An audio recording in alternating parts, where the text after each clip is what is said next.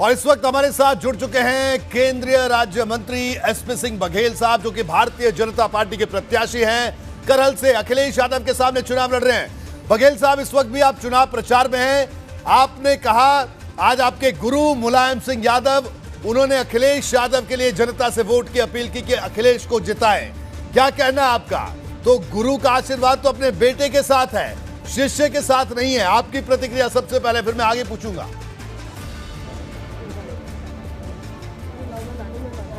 दो दृश्य, आज के दृश्य को मैं इस समय आपके टीवी पर देख रहा हूं, मोबाइल पर, कि अखिलेश यादव, धर्मेंद्र यादव, राम गोपाल जी, शिवपाल जी, तेज प्रताप सिंह जी, सारे लोग मंच पर मौजूद हैं। मुझे एक सीन याद आ गया कि जब अभिमन्यु चक्रव्यूह के लिए गए थे तो उनको द्रोणाचार्य जी ने, कृपाचार्य जी ने, भीष्म पितामह ने, दुर्योधन ने और कर्ण ने और जयद्रथ ने ऐसे ही घेरा था।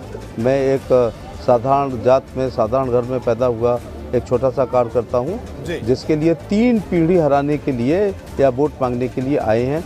मैं मंच पे देख रहा हूँ कि अखिलेश यादव जी के बच्चों ने भी आज वोट मांगा है, और अखिलेश जी ने और मुलायम सिंह जी ने।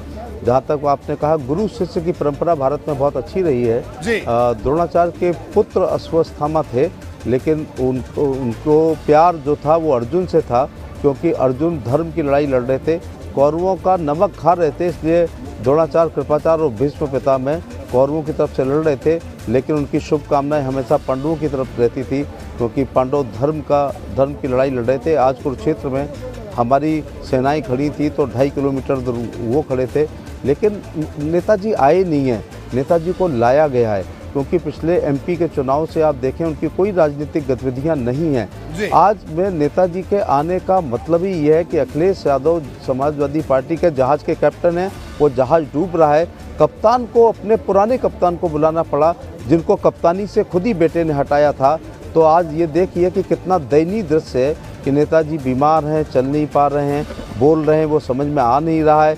लेकिन अखिलेश यादव के ये सिद्ध हो गया कि वो अपनी दम पर चुनाव नहीं जीत पा रहे हैं। वो लीड के लिए नहीं बुलाया है उन्होंने, क्योंकि 31 तारीख को पर्चा दाखिल करते हुए उन्होंने कहा था कि अब मैं 40 दिन बाद आऊँगा। तो करहल की जनता ने इतना माहौल बना दिया कि 6 तारीख को आ गए। फिर लोगों ने कहा आप दोबारा हार रहे हैं, दोबारा आइए, तो 17 तारीख को आ रहे हैं। और अब उन्होंने कहा था कार्यकर्ता लड़ेगा, तो राम गोपाल जी, शिवपाल जी, अखिलेश जी, धर्मेंद्र जी और अक्षय जी और तेज प्रताप जी, डिम्पल जी आ रहे हैं। आज स्वयं नेताजी आ गए हैं, तो उनकी स्वास्थ्य ठीक नहीं है।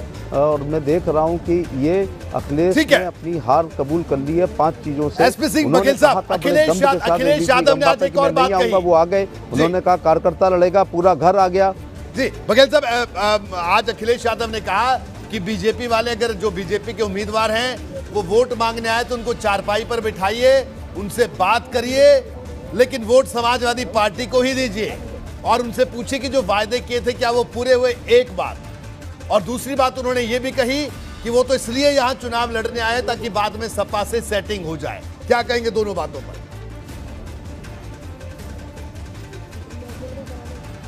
3 पीढ़ियों तक सपा से सेटिंग नहीं होगी, क्योंकि मैं इस पाप का भागीदार नहीं बनूंगा कि करहल में समाजवादी पार्टी की सरकार आती है तो ज़मीनों पे कब्जे होते हैं, प्लॉटों पे कब्जे होते हैं, अपहरण होता है, बिटिया सुरक्षित नहीं, यहाँ की भैंसियाँ सुरक्षित नहीं होती हैं, जाति के आधार पर यहाँ पर पुलिस की भर्ती की जाती है, 32 दांतों के बीच में यहाँ की गरीब जनता रहती है।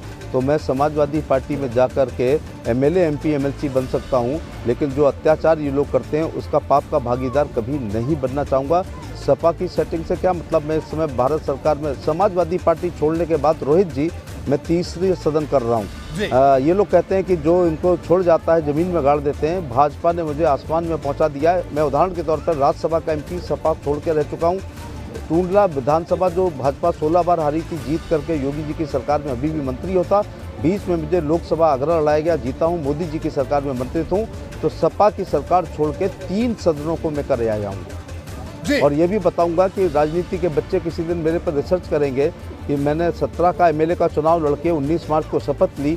इसके बाद 23 मई 19 को मैंने लोकसभा की शपथ ली, 6 जुलाई को मंत्री की शपथ ली, और जब हम 10 मार्च को जीतेंगे, 14 मार्च को सरकार बनाएंगे, 5 साल में 5 दिन बाकी होंगे और मैं तीसरा चुनाव जीतूंगा। जी 5 साल देखिए, में 3 सदन। बघेल साहब, जो आपने कहा कि बच्चे शोध आप पर रिसर्च करेंगे, देखिए मैं तो बड़े सालों से आप पर शोध कर रहा हूं, रिसर्च कर रहा हूं, लेकिन अभी तक निष्कर्ष पर ही नहीं पहुंच पाया हूं और ये शोध लगता है अभी भी जारी है मेरा। लेकिन बघेल साहब ये बताइए कि क्या करहल में आपका जो ये प्रचार है, आपको लगता है ये वोटों में तब्दील होगा?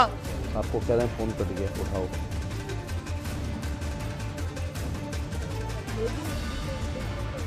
जी बघेल साहब, मेरी आवाज आप तक आ रही है?